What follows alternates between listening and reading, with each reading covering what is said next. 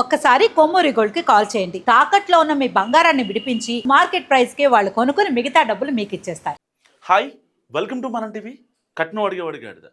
So Donald Trump ఇండియాపై 50% నుంచి 500% ఈ tariff war పెంచేస్తానంటున్నాడు. దానికి చట్టబద్ధత కూడా తీసుకొస్తానని చెప్పి అమెరికన్ సెనేటర్ గ్రాహం కూడా కుండబద్దలు కొట్టినట్టు మాట్లాడాడు. సో ఇలాంటి నేపథ్యంలో అమెరికా ఎక్స్టర్నల్ బిజినెస్ చూసే ఒక మంత్రి ఒక చిన్న పాడ్కాస్ట్ ఇచ్చాడు నిన్నే. అతని పేరు హోవార్డ్ లుట్నిక్. ఈడేం కొత్త నాటకం ఆడాడు తెలుసా? కేవలం మోడీ గారు ట్రంప్కి ఫోన్ చేయలేదనే ఒకే ఒక్క రీజన్తో 500% పెంచుతున్నారంట. అసలు ఫోన్ చేయకపోవడం ఏంటి, 500% పెంచడం ఏంటి? నాకు అసలు చిన్న లాజిక్ అర్థం కాదు. సరిగ్గా ఫెబ్ 15, 2025 నుంచి ఫెబ్ 15, 2025 నుంచి డిసెంబర్ 12, 2025 వరకు లాస్ట్ ఇయర్లో మోడీ గారి ట్రంప్ ఈ యొక్క call conversations 12 times official records ఇవి. 12 సార్లు కాల్ చేశారు. 12 సార్లు కాల్ చేసినప్పుడు మీకు ఈ యొక్క టారిఫ్ వారి గురించి మాట్లాడడానికి అవ్వలేదా? వీడు మాట్లాడతాడు, ఒక పాడ్కాస్ట్ ఇచ్చాడనమాట యుఎస్ ఛానల్కి, ఒక యూట్యూబ్ ఛానల్కి. ఆ పాడ్కాస్ట్లో చెప్తాడు, కేవలం ట్రంప్ గారు చేయలేదు కాబట్టే మేము ఇన్నాళ్ళు వెయిట్ చేస్తున్నాం, ఇకపైన అయినా సరే దాదాపుగా 2 నెలల నుంచి వెయిట్ చేస్తున్నాం, ఒకవేళ ఇప్పటికైనా వాళ్ళు ఫోన్ చేసి మాట్లాడితే మా ఈగో సాటిస్ఫై అవుతాయి అని చెప్పి మాట్లాడుతున్నారు. ఎంత సిల్లీ అసలు! ట్రంప్కి మోడీ గారు ఫోన్ చేయలేదు ఒకే ఒక్క రీజన్. అసలు బుద్ధుండే మాట్లాడతారా వీళ్ళు? చైనాకి ఆల్రెడీ 180% వేశారు, ఇప్పుడు మళ్ళీ ఇండియాకి 500% వేస్తానంటున్నారు. వీళ్ళు నిజంగా WTO రూల్స్ ఫాలో అవుతారా? నాకు అర్థం కాదు. World trade organisation rules follow అవుతున్నారా? దానికంటూ ఉంటాయి కదా. వరల్డ్ ట్రేడ్ ఆర్గనైజేషన్లో చెప్తుంది, ఒక ప్రపంచ దేశాల మధ్య ప్రపంచీకరణలో భాగంగా ప్రపంచ దేశాలు ఒకదానికొకటి ఇచ్చి పుచ్చుకుంటూ ఉంటాయి. మనం చిన్నప్పుడు వస్తు మార్పిడి ఉండేది కదా, డబ్బులు లేని టైంలో 1970, 1960 ఆ టైంలో ఏం చేసేవాళ్ళు పూర్వీకులు? మన దగ్గర ఉన్న వస్తువు వాళ్ళకి ఇచ్చి వాళ్ళ దగ్గర ఉన్న వస్తువు మనం తీసుకునేవాళ్ళు. అది ప్రపంచీకరణలో భాగంగా దేశాల మధ్య ఇప్పుడు ఈ వస్తు మార్పిడి జరుగుతుంది త్రూ బిజినెస్. దానికి సంబంధించిన వరల్డ్ ట్రేడ్ ఆర్గనైజేషన్, దీనికంటూ కొన్ని రూల్స్ ఉంటాయి కదా. సపోజ్ ఫర్ ఎగ్జాంపుల్ అమెరికా ఒకవేళ మన మీద 50% ఇప్పుడు టారిఫ్ వార్ వేస్తుంది, లేదు 500% పెంచాలనుకుంది. ఎందుకు పెంచాలి? దానికి పర్టికులర్ రీజన్ చెప్పాలి. నువ్వు ఎలా పడితే అలా పెంచుతానంటే కుదరదు. దానికి చట్టబద్ధ తీసుకొస్తానంటున్నారు. వరల్డ్ ట్రేడ్ ఆర్గనైజేషన్ అంటే వాళ్ళ ఇంట్లో ఏమన్నా కుక్క, లేకపోతే ఇంట్లో ఉండే పాలిళ్ళ? వీళ్ళు వింటారు అనే ఒకే ఒక రీజన్తో వాళ్ళు చేసే పనులు మొత్తం. యుఎన్ఓ మాట్లాడదు అసలు. యుఎన్ఓ పెద్ద టాపిక్. ఇప్పుడు మాట్లాడుకుంటే మనం అసలు ఒక రోజు మొత్తం మాట్లాడుకోవాలి. ఎందుకు అంటానంటే ఆ మాట, వెళ్ళి డైరెక్ట్గా వెనిజులా అధ్యక్షుడు నికోలస్ మదురోని ఎత్తుకొస్తే యుఎన్ఓ మాట్లాడిందా?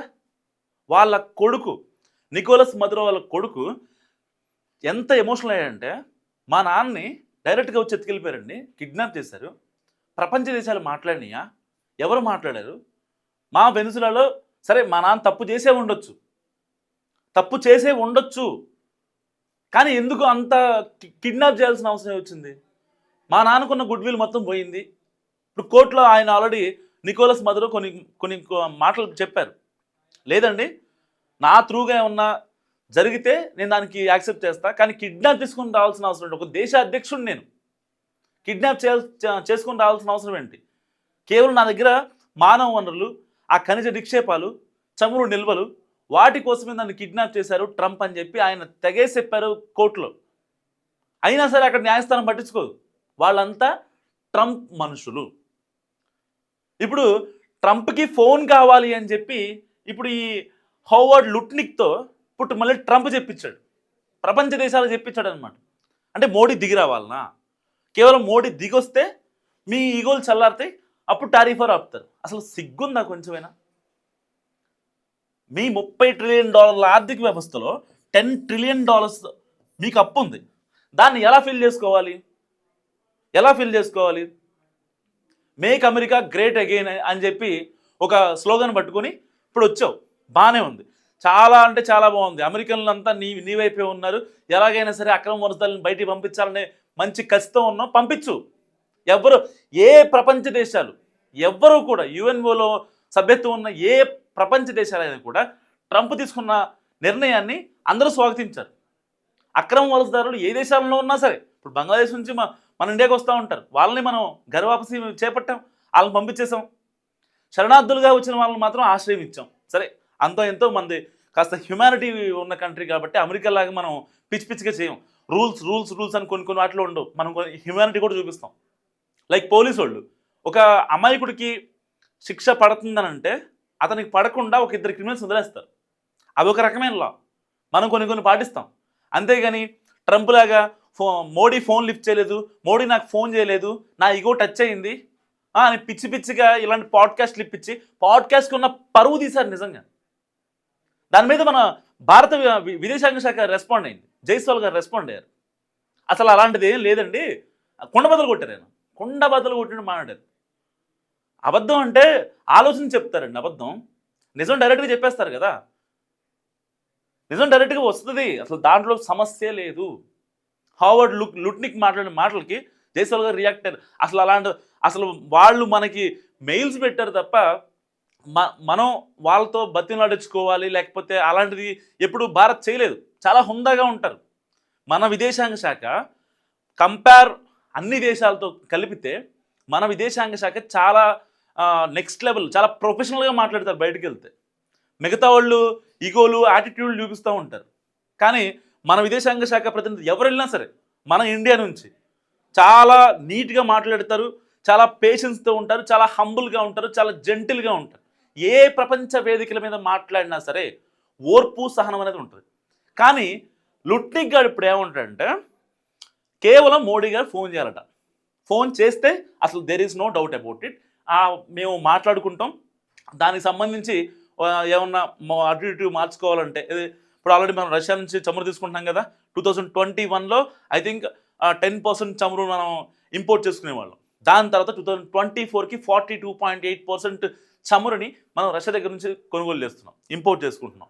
దాదాపుగా మనకి అంటే ఈ ట్రాన్స్పోర్ట్కి సంబంధించి 89% చమురు మీద ఆధారపడుతున్నాం మనం ఇప్పటికీ. సో ఆ చమురు నిక్షేపాలు మనకు కావాలి.